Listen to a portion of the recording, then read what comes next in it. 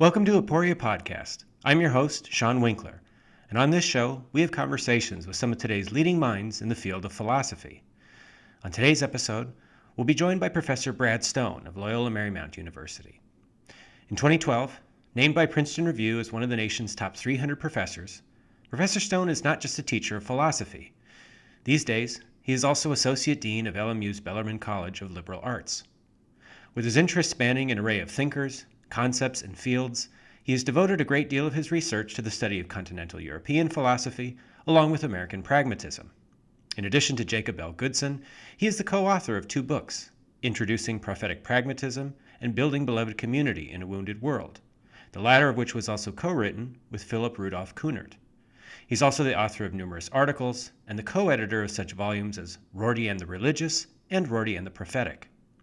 In today's episode, we'll primarily discuss his major sources of philosophical inspiration in the works of Michel Foucault, Richard Rorty and Cornel West, along with his contributions to the study of power and prophetic pragmatism. We're extremely grateful that he could join us today, and it is with tremendous pleasure that I introduce him here to Aporia. Professor Stone, welcome to Aporia Podcast. How are you doing today? Doing well. Thank you for having me. Let's dive into it. You've been a professor at LMU now for 20 years. You've been the Associate Dean of the Bellarmine College of Liberal Arts for 2 years. To open up the conversation, I'm really interested in where you got your start in philosophy, really as a source of inspiration. Do you recall a text, a class, or just an experience was that moment that really opened you up into philosophy? Yeah, I had first heard of philosophy, I guess I was like a junior in high school. I was part of a program called the Governor's Scholars Program in Kentucky. It was modeled after the Governor's Scholars Program in Arkansas that was created by Bill Clinton when he was governor of Arkansas, and he was good friends with the governor of Kentucky, and they created Governor Scholars in Kentucky. I did not take philosophy, but I saw it in the list. I took Russian, and I took applied mathematics class. But I knew people who were in the philosophy group, and I heard them talking about this thing called existentialism. And so when I got back home from the program, I went to my public library, and they didn't have any books, kind of titled existentialism. Now, remember, this is back in the card catalog days. So you would go to card catalog, go to E, get to the back of the E drawer for existentialism, and either it's going to be a topic or the title of something. I could only find one card, and it was to Friedrich Nietzsche's Twilight of the Idols and the Antichrist, the Penguin edition. And I checked out of the library and just didn't really know what to do with it as I was reading it, because I just didn't know enough about philosophy. So I get to college, and I went to Georgetown College, a Baptist college in Kentucky, and their first class is called Basic Philosophy, but almost in every one of them it's philosophy of religion. And so I started in philosophy of religion, and I realized, wait, I can actually ask questions about religion and faith. I grew up relatively conservative Baptist. You don't ask too many questions. It was neat being able to intellectually engage questions that were important to me. The next semester, I took an existentialism class with the great Ruth Heiser, and she was primarily a Christian existentialist, but I finally did read some Nietzsche, and I read it in a way that made sense to me, along with Sartre, Heidegger, Kierkegaard. And then I double majored philosophy and modern languages, was interested in continuing either in philosophy or Spanish. Won the Fulbright, was in Spain doing Spanish philosophy. And I kind of realized, all the things I love about Spanish, I can keep doing as a philosopher. But if I were a Spanish professor, it'd be hard to do all the things I want to do in philosophy. I see. And so I went to graduate school in philosophy, although I continue to work in Spanish philosophy and keep my Spanish up and running. What was it in existentialism and then philosophy of religion? You mentioned that being able to ask questions about faith. I was wondering if you could just elaborate a little bit more on those two. So I'm a theist, and philosophy of religion helped me actually articulate that. So it wasn't just, well, I believe in some dude in the sky, right? But rather, there are reasons I hold ultimate reality to exist. Mm-hmm. And then I figured out, oh, if I hold that to be true, then what's my answer to evil in the world? What's my answer to different religions? What's my answer then to questions of resurrection and life after death? And so if these are things I deem important, philosophy has the tools to address what is important. So similarly with existentialism, if philosophy of religion is pointing to God, then existentialism is, what does it mean to be a human person in the fullest sense of being human? Right. And I think existentialism does the best job really addressing questions of subjectivity in ways that promote the fullness of human existence compared to, let's say, a psychological account of human behavior. I think there's more of a kind of romanticism. And of course, any philosopher after the 19th century is some kind of romantic. Right. But, this kind of romantic notion of being human is different than being a lamp in very fundamental ways. And it's very different than being a dog in very fundamental ways. I'm not just a super smart dog. As Javier Zubiri says, if animals are in 2D, we're in 3D. It's not just that I'm smarter. My intelligence has another dimension to it that the animal doesn't have. And so existentialism helps me articulate that, how we're not lamps. And then the philosophy of religion tells us something about the God. And as Javier Zubiri has already mentioned him, wonderfully says, it's the and between humanity and the divine that philosophy is most of all interested in. So it's not just understanding the divine nature and understanding human nature, but what connects these two natures. And of course, Christianity, as Zubiri says, is the only religion honest enough to actually connect the two in a human person.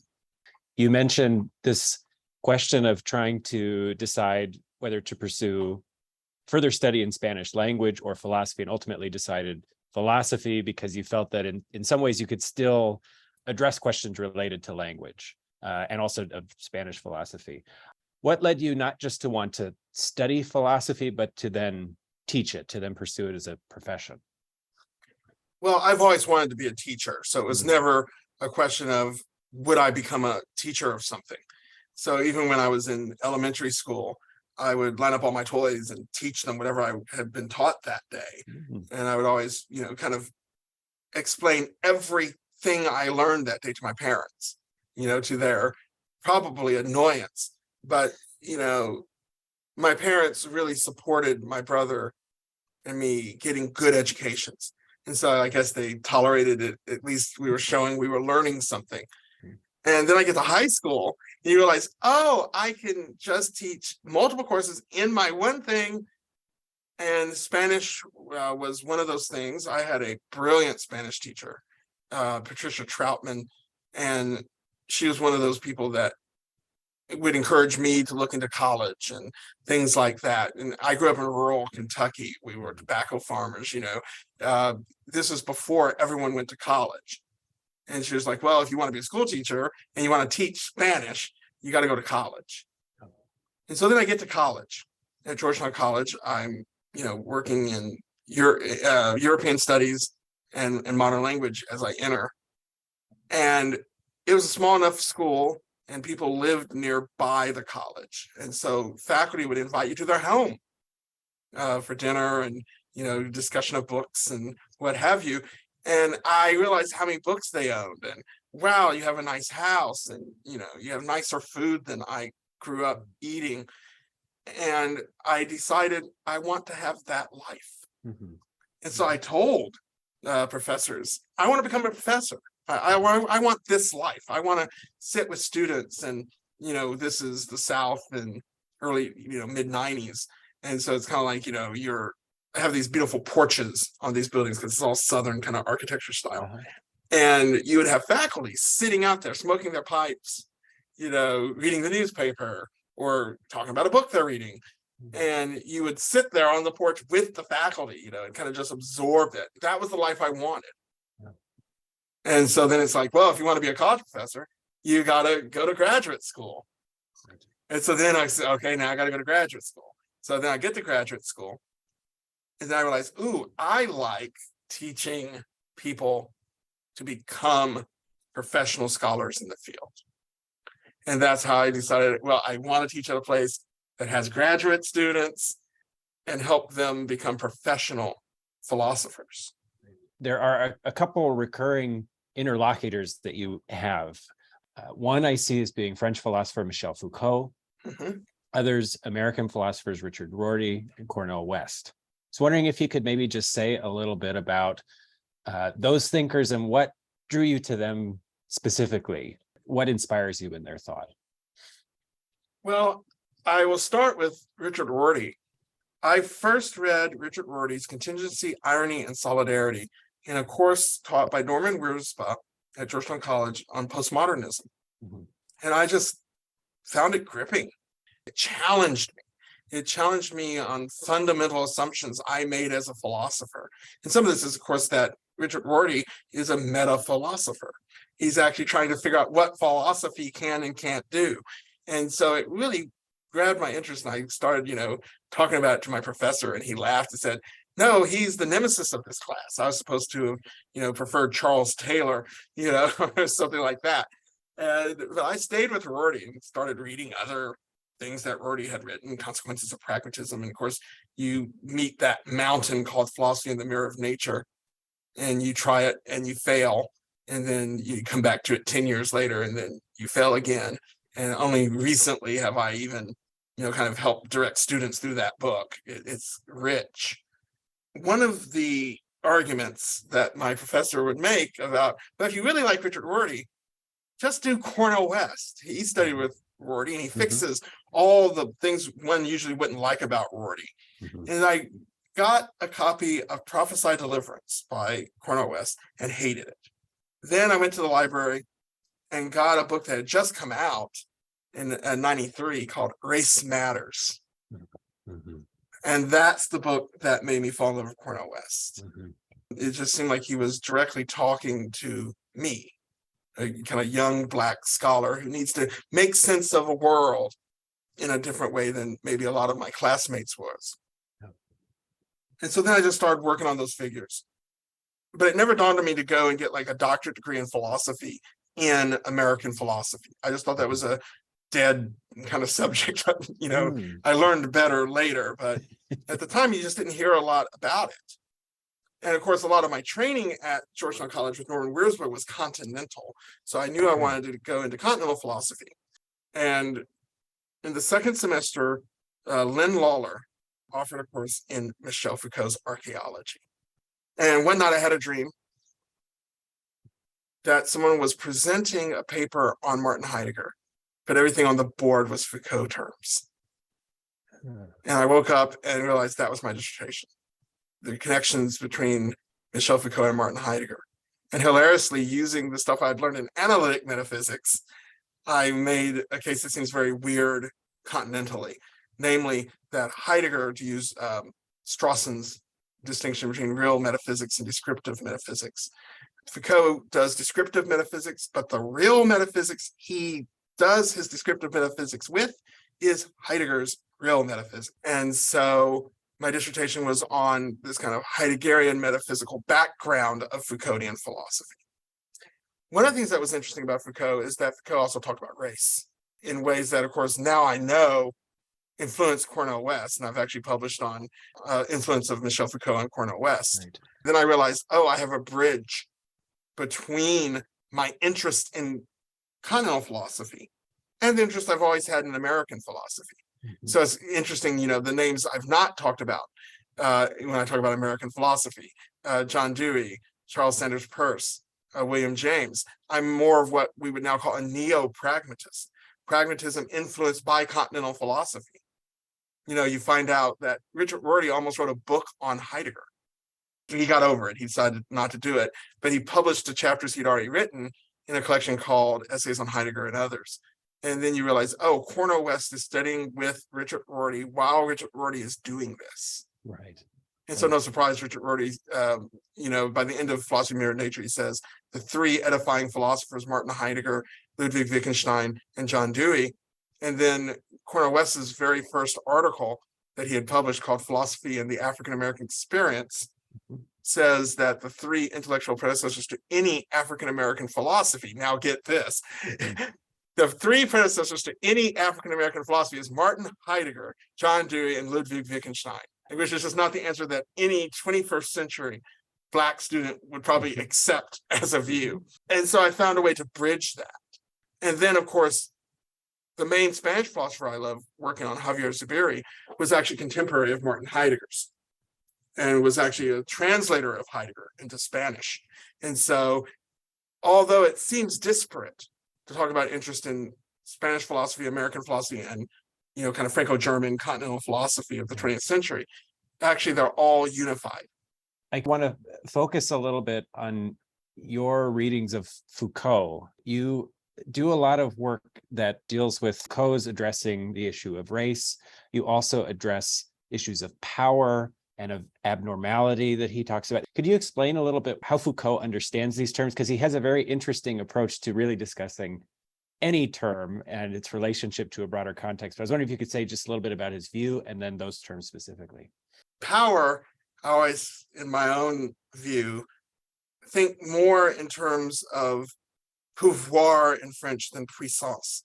So power for Foucault doesn't mean force. Sometimes it can, but it need not. One form of power is puissance. But pouvoir just means to be able to do something. And so for any scenario, I want to know what could have been, what was possible. And so power just is, dare we say, the power of possibility, being able to do something or not being able to do it. And what Foucault shows us is that a lot of things we say we're not able to do, we're actually quite able to do. So why are we disconnected, as Nietzsche would say, from our power? And you see the same thing in Foucault's good friend, Gilles Deleuze, about power, right? How it's almost, as Foucault would say, power is everywhere. If we didn't have power, people wouldn't try to control us. So why do we let people control us? Why do we cede power? It's not like the king has all the power and the subjects don't. Rather, even as Hobbes had noted, it's actually the citizens who give parts of their power to the sovereign so that then the sovereign has power. But it's not like there are people who have power and there are people who don't have power. Rather, there's what Foucault calls the games of power, right? The ways in which power is exchanged. So maybe I gain something for claiming that I'm a victim. But I can also claim power as the oppressor. But it's not like the oppressed don't have power. After all, it'd make no sense to oppress someone who doesn't have any power. So you oppress in order to then control. So Foucault's theory of power says we cannot be blind to this fact when we talk about social phenomena. And in fact, we can't be blind to it when we're talking theoretically, because of course, theory is undergirded by social practices, what Foucault calls truth power. Even discourse itself is one of the ways we trade in power relationships. So in this interview, you yield a certain power because you're asking the questions, you're also going to edit the thing. So if you don't like the answer I give, you can just edit it. You can even splice my words together and make me say things that I didn't say. That too is power, and it's everywhere in that sense. So it's not that everything's political. It's not that everything's violence. It's just everything is a negotiation of what one can do and what one cannot do. So when I look at injustice in the world, can someone really be 100% just? Well, the answer Foucaultingly is no, because for the things I am fighting for justice, I'm complicitly accepting other things. So if I'm really devoting a lot of my life to racial justice, for example, and food justice, I would say those are my two big ones, then I'm not as active fighting for other rights and other realms of justice. And if that's the case, are there ways in which sometimes I'm complicit to injustice in those regards? It's not meant to make us guilty. It's just that this is the reality. And so giving attention to one thing means that the other thing doesn't get as much attention. That's all we mean by power is everywhere.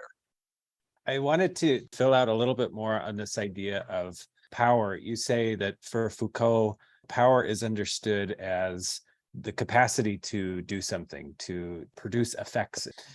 Do you see an ethical or moral drive to his work, or is he just calling it as he sees it, as it were?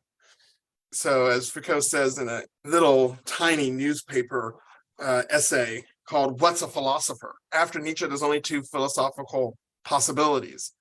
You're either doing the history of being, which would be Heidegger, by the way, or an archaeologist of knowledge. So you get rid of, dare I say, metaphysics and epistemology and replace it with history of being, or what Heidegger sometimes calls being historical thinking. And then you have Foucault doing this archaeology of knowledge. Right. Now, they're theoretical philosophers, and so I can't hold it against them that they don't automatically do practical philosophy. But I think for both Heidegger and Foucault, there are ethical implications. Neither will tell you what you ought to do, but their theories do serve as meta-ethics, moral metaphysics, for the moral choices we make. So when I choose to do one thing and not do another, power relations have happened. When I choose one ethical model over a different one, power relations have happened. Foucault's view of ethics, because he does have a view of ethics, it's just not normative, it's not normative ethics, is to say, okay, so we have our own powers, and we have powers that are played out on us, right? And so there's a constant exchange between my own being and the world I'm in, and forces of power, be it political or ideological or just the education, the number of books I've read. Each book has a power, right, that is shaping me. Do I want to be shaped the way I'm being shaped, or do I want to do something different? That's ethics for Foucault. When I choose A instead of B, there is some battle of forces and powers that account for it. So I'm either being complicit and being shaped by something, or I'm resisting that particular power and then building myself in a certain way. So he talks about an aesthetic of existence. So what does it mean for something to be good? Well, it could be as simple as gets us closer to the goals we have for ourselves. What does it mean to say something's bad? That it frustrates our goal. So if you're a Black man in America, right, racism is bad because it's actually frustrating goals. The cost you pay for that, as a Foucauldian and a Rortyian even, is I can't then say, and therefore if you don't have those particular goals, you don't need to care about racism. Right? I don't get to give a reason why you should care outside of saying, we Americans should want liberty to apply to all citizens. But even then I've made a choice by using the word citizen. And so maybe a fellow American citizen should care about race because it hinders our nation's ability to say that we're the land of liberty that we've described ourselves to be, that racism is incompatible with fundamental American principles. This is maybe a perfect place to go to an essay that you wrote from 2010, because this brings us to the conversation about American politics. It's a piece called Glenn Beck and the Order of Discourse. And you talk about this media personality. I think it's very interesting because some 10 years on, a little more than 10 years on, it's difficult to imagine how just grandiose of a figure Beck was. Mm-hmm.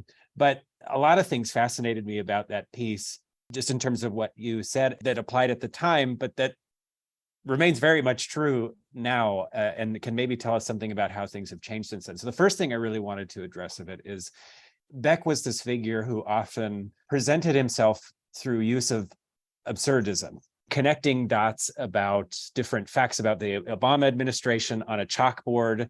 And this was all part of his performance. And you talk about this absurdity being very much a feature of not incompetence, but of him delivering his message and of his exertion of power, or at least channeling of the power through himself. I was wondering if you could say more about that relationship of how absurdity can be an effective use of directing power. So just as someone can say, I am powerless, I'm being abused, etc., is itself a form of power for Foucault. So would saying, look, I'm a dumb person. And we see this a lot. I mean, it's unfortunate that Glenn Beck didn't have the shelf life that I was hoping he would have. It's kind of weird when you write an essay and then, like 5 years later, they kind of fall out of national view. It really dates the paper, right? Because we know who Glenn Beck is, why would you read this essay? But I really do have a belief that Glenn Beck, I didn't always agree with him, but there was something about what he was trying to do. What was interesting about his television program on Fox News was that he knew it was television and he knew it had to be bombastic. And he wanted to kind of educate Americans in this kind of notion of civics and early American ideals and things like that, that if he had done it academically, as I argue in the paper, no one would have watched. He could have given you facts and figures. This was always my problem with Trump. It's like, what if Trump held a rally? Now I'll get back to Glenn Beck, but this is just a good example since this paper was written. What if Trump had held a rally and then a big projector screen had come down and he started showing slides with all these pie graphs and facts and figures, all of which are true, all of which are pro-Trump, all of which should lead you to vote for him? Who wants to go to that? So some of the lament in Glenn Beck and the Order of Discourse is that we actually can't have the kinds of discourse that could be more serious. And so the biggest rival to Glenn Beck, and the one who often made fun of Glenn Beck, was Jon Stewart. And as much as everyone thinks Jon Stewart, also dated, boy, who remembers the Daily Show with Jon Stewart. But Jon Stewart is also just an act. Jon Stewart's a comedian. And so I make the argument that we shouldn't try to get Glenn Beck off the air. Instead, we want multiplication of discourse. What makes any one voice dangerous is when it's the only one. Let's have Jon Stewart. Let's have Glenn Beck. Glenn Beck's view is not one that everyone would agree with, but it is a view or else no one would watch it. So you're either watching it just for its comedic value, but I don't think people would randomly just choose Fox News to watch this for its comedic value. You would have to already be leaning that direction. So Glenn Beck held an originalist position about the Constitution. He was often just as critical of George W. Bush as he was of the subsequent Obama administration. He's kind of libertarian in that sense, against big government, regardless whether it was conservative or liberal big government. He would dabble in conspiracy, but usually to try to actually show kind of the history of it, not, that it's right, but just to understand. And he did it in a way that was ridiculous. And so it counts against the effort for those who really should be the ones he's trying to convince, namely liberals. We could not get past the absurdity. And Foucault, in his 1974 lectures on the abnormal, talks about this notion of the abnormal, absurd monstrosity that shows, right? The word monster in French, monstre, also is to show. Monsters show us something. We're afraid of monsters because they show us something. In a lot of my writing, I'm interested in monstrosity, ways in which two things that ought not go together are together. And Foucault was always fascinated by these things, what we might just call strange mixtures. In a world that continues, due to the increase of power, to always want to seem more and more organized, more and more ordered. But we hit these little moments of insanity and madness and monstrosity and abnormality. Even the word abnormal suggests there should be a normal. But the abnormal shows us again and again that normal is not just laying out there somewhere. Right. Normalcy has to be made, and it's made through power relations and coercion, and people have to give up abnormalities. So what about those abnormal ones who keep pointing out, keep showing that we don't have to buy the narrative that everyone else has given us? And so, Glenn Beck was often critiqued even inside of Fox News because he wouldn't just give that normal narrative. So here's to all the abnormal ones. And we have some of those on the left. And people would wish they'd get more in line with mainline, leftism. So, shout out to the anarcho-syndicalist and, the real Marxists on the left, not the Marxism that the right claims the left is.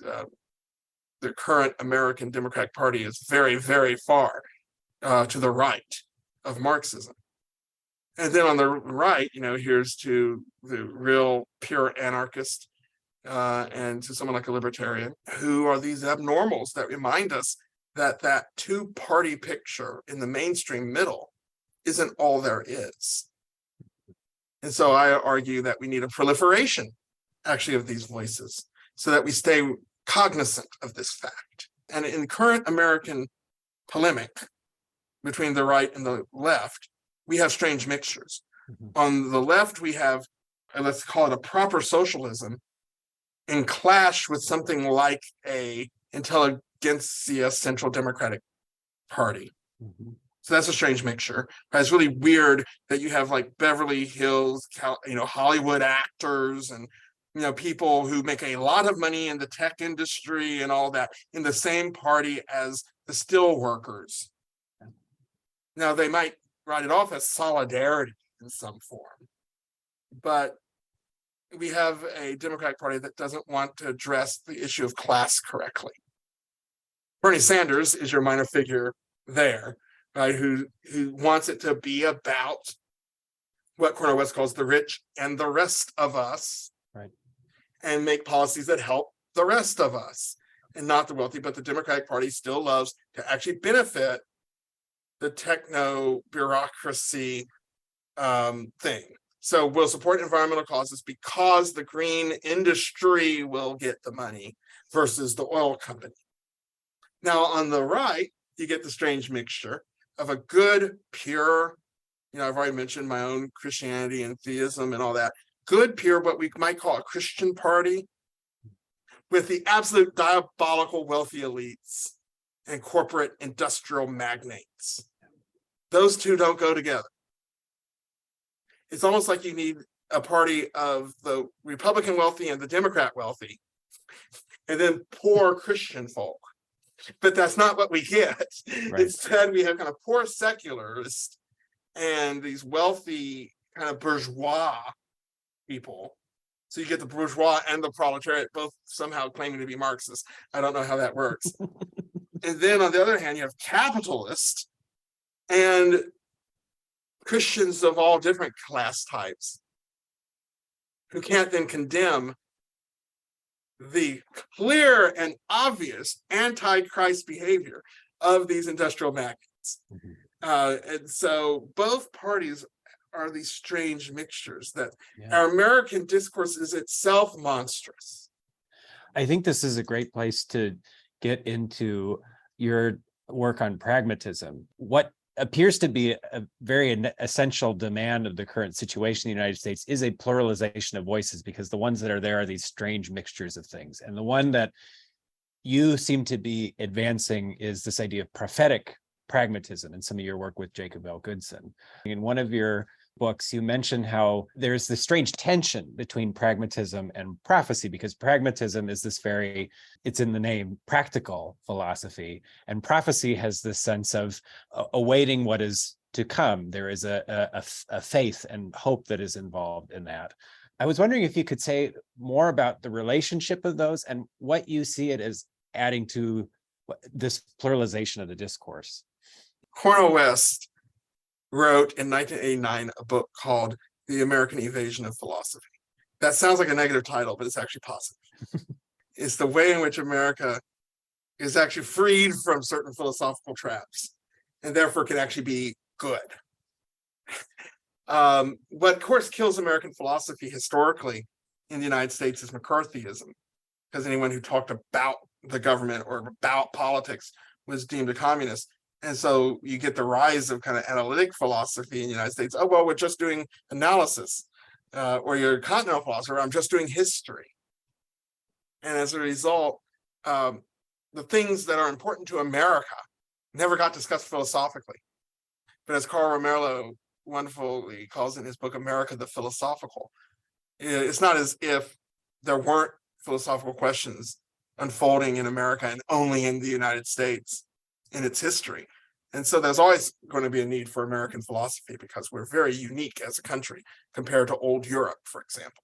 Cornel West was going to end that book on his professor, Richard Rorty. Rorty convinces West to end with himself and to outline this thing that West had called prophetic pragmatism. To which then, in Boundary Journal, Rorty writes a book review of The American Invasion of Philosophy, where he actually reasserts that pragmatism and prophecy don't go together well. They have different purposes. And I just love what he says about it. He says, I know that Cornel West wants it to be, prophetic because he comes from the Black church. He's very charismatic. Anyone who's heard Cornel West speak, you've heard the Baptist preacher. He comes from a line of Baptist preachers, just like I do. Hence why we have this kind of way we talk. And this pragmatism that West actually first started studying with when he was at Harvard as a student of Hilary Putnam's, and then got to Princeton and was working with Richard Rorty. West's notion of prophetic pragmatism, according to Rorty, is mixing two things together, going back to this theme to the monstrous. It's like having, if Peirce is right, and outside of Dewey, Peirce is the big pragmatism influence for Richard Rorty. Pragmatism has this very cutting style, very gets rid of the garbage, right, feature. And then you have this prophetic, charismatic Black church. So for Cornel West, the prophetic just means Black church, right? You don't need to go overly theoretical, just Black church. The idea of prophetic pragmatism, according to Richard Rorty in that review, is that prophetic pragmatism to him sounds like charismatic trash disposal. Why do you need your trash disposal to be charismatic? And then he wonders what happens when the philosopher tries to be the prophet. Now he thinks the professor and the philosopher and the pragmatist can gain inspiration from a prophet, but it's really weird to think of a philosopher being a prophet. And is West going back into that kind of priestly function idea of philosophy that Rorty, of course, is going to reject? That when the academics think they're the new priest, we're in trouble. For me, prophetic pragmatism is an analysis of practices coming out of, let's say, the Black church tradition, but that's not just the theological tradition. When I say Black church tradition, that would include music, that would include art, that would include the way Black people dress, the food they eat, all that kind of Black culture of the United States actually has something philosophically to say. And as West argues, pragmatism is the only philosophical framework that lets the practices of people matter. And therefore, to show the intellectual contribution of African American culture, you do it through pragmatism. But he does want to emphasize that had Black people not had the hope they had, and to go back to West's own existentialism, right? If you're a slave in the United States in such an absurd situation, you should have just committed suicide. But Black people didn't do that. And even as police and vigilantes kill Black people, whether or not they're armed or not, I know a lot of people say unarmed Black people. No, we have a Second Amendment right. You can actually have arms. That's not, having a weapon isn't a crime in this country. So killing of Black people should have led Black people to give up, but Black people didn't. They invented a culture to deal with this and to respond to this. So if you keep thinking, if we just kill enough innocent Black people will stop doing what they're doing, the answer is no. Black people have created a whole way of being, and it's intelligent. And if pragmatism studies the intelligibility of actions, then prophetic pragmatism is the study of the intelligibility of Black practices. And we're right back to Foucault, because what I'm trying to do is study the intelligibility of these practices. What would be your advice to young up-and-coming philosophers in knowing how to navigate this discussion and where to go next? In my head, I want to give the advice, and I've given it to people, that Michel Foucault gave once when asked for advice. Read everything. And what I mean by that is, one thing I am noticing as I see younger scholars, and of course, some would argue I'm a young scholar still. I mean, all the people I studied with are still practicing philosophy. But the thing I'm noticing is that a lot of identity politics has entered philosophy. Rightfully so. I mean, it's just the world we're in. But then it becomes, oh, you're in this group and therefore your specialty is this one thing. And they might indeed be great scholars in that one thing. And then the only jobs they're going to get is in that one thing, etc. But even if you're working, let's say in philosophy of race, you should know the history of philosophy forward and backwards because you're responding to that history. Of course, given the training I had, be a pluralist. There is zero reason not to read a continental thinker or not to read an analytic thinker. As one person once said, the continental analytic divide is going to be, to the future, merely something like post-Kantian philosophy. And it's going to be like the way we talk about late Hellenic philosophy. I'm sure if you went back in time, the Epicureans, the Stoics, and the Skeptics, and the Cynics were sure that they were all doing radically different things. But none of us say that about them now. They're all doing the same thing with very minor variations, right? And in that sense, once you realize like the Stoic and the Epicurean are actually quite close to each other, you begin to see how the future is going to see the Continentals and the Analytics. So read everything, because even the thing you're against is coming out of the same soil that you're in. And I just think that the old art of owning a lot of books as a philosopher is dying. Philosophy is about being a book collector. So read, get books, buy books that you're not going to read until like 20 years from now. Have a good library. The other piece of advice is write every day. So read everything and write every day. Write for clarity. Make it clear that the person who disagrees with you can find exactly the sentence they disagree with. I don't always accomplish that, but I think it is a good goal. If you're willing to share, what might your next writing project be? The next three writing projects. I'm always a lot of projects ahead, and I'm behind, of course, on all of it. The next three books, I'll just say. One of the things I do is I always have a list of like the titles of 5 books I could write and 20 articles I could write. But I'll only talk about books right now because I'm kind of trying to move to a book strategy, it's called. So the next thing I am writing as a book is a book on Cornel West from 1977 to 1983. A pretty exact slice of Cornel West, basically from his graduate studies days to the publication of Prophesy Deliverance. The second project is a Foucault methodology metaphysics book. And it's one I've always wanted to keep writing, but every year something new in the Foucault universe came out. We now have every Foucault thing that's ever going to come out.